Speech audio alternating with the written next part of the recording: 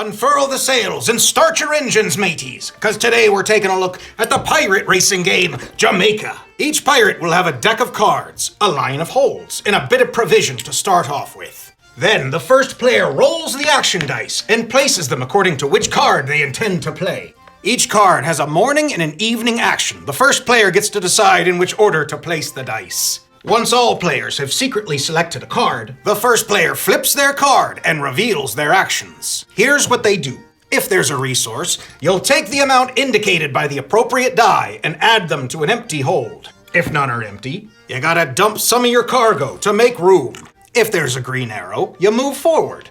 If it's a red arrow, you move back. Move that many spaces, then pay the cost. There's sea spaces that gobble up your food tokens, and docks that take your gold. You may even encounter spaces with no cost at all, called pirate lairs. And if there's a treasure token there, discard it and take yourself a treasure card. Some are good, some are bad. Most affect your final score, and some aid you in the game, including during combat. And speaking of which, if you land on a space containing one or more enemy ships, you must do battle. Declare your target and pay gunpowder tokens if you have any. Then roll the combat die and add the numbers together. However, if you get this, it's an instant win. After that, the defender does the same. And the pirate with the greater strength grabs something from the loser's ship and adds it to theirs. Them's pirates for you. Now, should you come up short when it's time to pay for your space, you'll pay as much as you can of that resource, then move backwards till you land on a space that you can afford. That's fair. But it can also be a sneaky way to get back into a scrap with another player.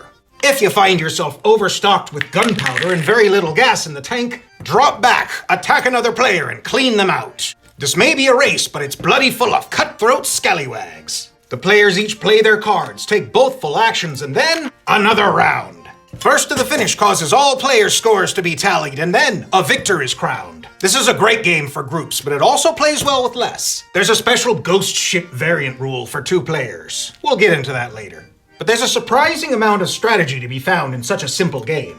Trying to plan your 2 moves around your opponents, chasing so many equally important resources. And the rules are on a giant poster that reads like a flowchart. I love flowcharts and posters. All in all, the game may have a lot of take that, but it's also been one of those no hard feelings games for us. And we plan to keep it around for a while. In fact, it has been around for a while, since 2007. And it's really aged well as the industry has evolved their approach and tastes in gaming. So pour the rum and throw this one on the table. I'll see you at the finish.